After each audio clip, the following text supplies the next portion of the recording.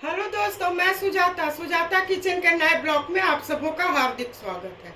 आज मैं बिहार का पारंपरिक नाश्ता चना की घुगनी और मूढ़ी, जिसे मुरमुरे भी बोले जाते हैं, वो मैं बनाऊंगी। क्योंकि दिवाली का बहुत बच गया है तो मैं सोची कि आज मैं इसी पारंपरिक नाश्ता को बनाऊंगी। तो इसके लिए मैंने 1 कप चने को अच्छी तरह धो के रात भर भिगो ली हूँ। मेरे पास छोटा छोटा प्याज था, इसे मैं काट ली हूँ। अगर आप लोग के पास छोटा प्याज नहीं है तो कोई बात नहीं है, बड़े प्याज को ही 4 भाग में काट लीजिएगा।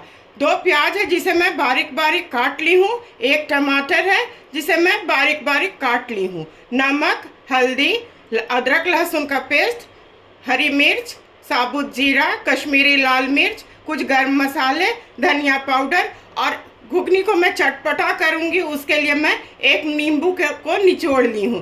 तो चलिए इसे बनाना मैं शुरू करती हूँ। घुगनी बनाने के लिए मैं गैस जला रही हूँ। मैं बिल्कुल साधारण तरह से आसान शॉर्टकट में बनाऊंगी। तो इसके लिए सबसे पहले मैं 2 चम्मच सरसों का तेल डाल रही हूँ। तेल अच्छी तरह गर्म हो जाएगा तो साबुत जीरा और जो गर्म मसाला मैं रखी हूँ उसे डालूंगी। तेल अच्छी तरह गर्म हो चुका है। इस छोटे चम्मच से 1 चम्मच मैं हींग डाल रही हूँ। हींग डालने से स्वाद इसका बढ़ जाता है और पचने में भी आराम होता है। 2 तेजपत्ता, जीरा और गर्म मसाला, लौंग, इलायची, बड़ी इलायची, दालचीनी है। ये अच्छी तरह भून जाएगा। उसके बाद मैं इसमें प्याज डाल दूंगी। मसाला अच्छी तरह भून चुका है, इसमें मैं प्याज डाल रही हूँ। प्याज को मैं थोड़ा ब्राउन होने तक भून लेती हूँ। प्याज अच्छी तरह भून चुका है। गैस को मैं बिल्कुल स्लो कर रही हूँ। अदरक लहसुन का पेस्ट, हल्दी पाउडर, नमक आप लोग अपने स्वाद के मुताबिक डालिएगा, धनिया पाउडर, कश्मीरी लाल मिर्च। इसे मैं थोड़ा भून लेती हूँ। उसके बाद टमाटर डालूंगी और जो प्याज मैं काट के रखी हूँ उसे डालूंगी। मसाला को मैं अच्छी तरह भून ली हूँ। इसमें मैं अब टमाटर डाल रही हूँ और जो छील के मैं छोटा छोटा प्याज रखी थी उसे डाल रही हूँ। इसे मैं थोड़ा भून लेती हूँ। अगर आप लोग को ग्रेवी गाढ़ा करना है तो ब्रेड क्रम्स डाल सकते हैं या कॉर्नफ्लोर डाल सकते हैं। इसे मैं थोड़ा भून लेती हूँ। मीडियम फ्लेम पर मैं भून ली हूँ। प्याज भी अच्छी तरह भून चुका है। इसमें मैं चना डाल रही हूँ। चना को थोड़ा मैं भून लेती हूँ। उसके बाद इसमें मैं पानी डालूंगी और थोड़ा घी डालूंगी। ये अच्छी तरह भून चुका है। गैस को मैं बिल्कुल स्लो कर रही हूँ। अब इसमें मैं पानी डालूंगी। तो इसके लिए मैं 3 कप इसमें पानी डालूंगी। 1 कप पानी मैं डाल दी हूँ। 3 कप पानी मैं डाल चुकी। अब इसे मैं थोड़ा मिला लेती हूँ। इसके बाद हरी मिर्च और घी में डाल के गैस कुकर को बंद कर दूंगी। 1 चम्मच भर मैं घी डाल रही हूँ। घी डालने से इसका स्वाद बढ़ जाएगा।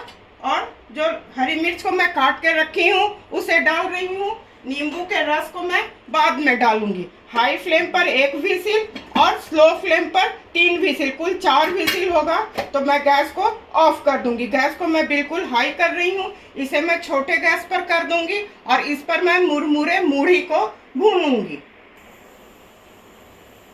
घुगनी के कुकर को मैं छोटे गैस पर कर दी हूँ। इस पर मैं मूढ़ी थोड़ा भून लेती हूँ। भून लेने से अच्छा स्वाद आता है, थोड़ा क्रिस्पी हो जाता है। मैं इसे घी में भूनूंगी। 1 चम्मच घी दे दी हूँ।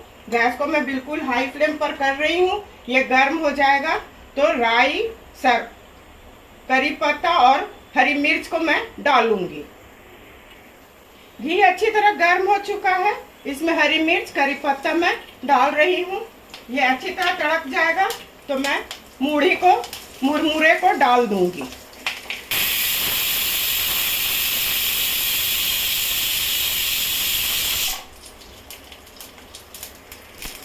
एक विसिल हो चुका है। गैस को मैं बिल्कुल स्लो कर रही हूँ। स्लो करके मैं 2 विसिल और दूंगी, ये हो जाएगा। ये भी हो चुका है। इसमें मैं मुरमुरे को डाल रही हूँ।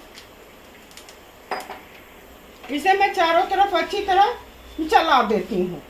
भून लेने से इसका जो मॉइस्चर है निकल जाएगा और थोड़ा क्रिस्पी हो जाएगा। गैस को मैं थोड़ा मीडियम फ्लेम पर कर रही हूँ और इसमें मैं काला नमक डालूंगी 1 चम्मच, जिससे इसका स्वाद और बढ़ जाएगा। अब गैस को हाई फ्लेम पर करके इसे मैं भून लेती हूँ। मुरमुरे को मैं अच्छी तरह भून ली हूँ। गैस को ऑफ कर रही हूँ। अभी घुगनी हो जाएगा तो उस गैस को भी मैं बंद कर दूंगी। ये हो चुका है, इसे मैं ऑफ कर रही हूँ। ठंडा हो जाएगा तो सर्व करूंगी और उसके बाद उसमें मैं सर्व करने के पहले नींबू का जो रस रखी हूँ उसे डालूंगी।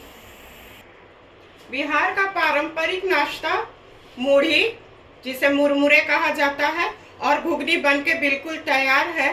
मेरे पास अनारदाना नहीं था, इसलिए मैं नींबू डाली हूँ चटपटा करने के लिए। आप लोग के पास अगर अनारदाना नहीं है तो नींबू का रस भी डालिएगा तो चटपटा हो जाएगा। तो आप लोग मेरे बताए तरीके से एक बार बनाइए, अपने परिवार के साथ खाइए, इंजॉय कीजिए। मैं उम्मीद करती हूँ कि आप लोगों को मेरा काम और मेरी बताई रेसिपी अवश्य पसंद आई होगी। इसी तरह से सुजाता किचन के हौसला को आप लोग अफजाई करते रहिए। मेरे चैनल को लाइक, शेयर और सब्सक्राइब कीजिए। धन्यवाद।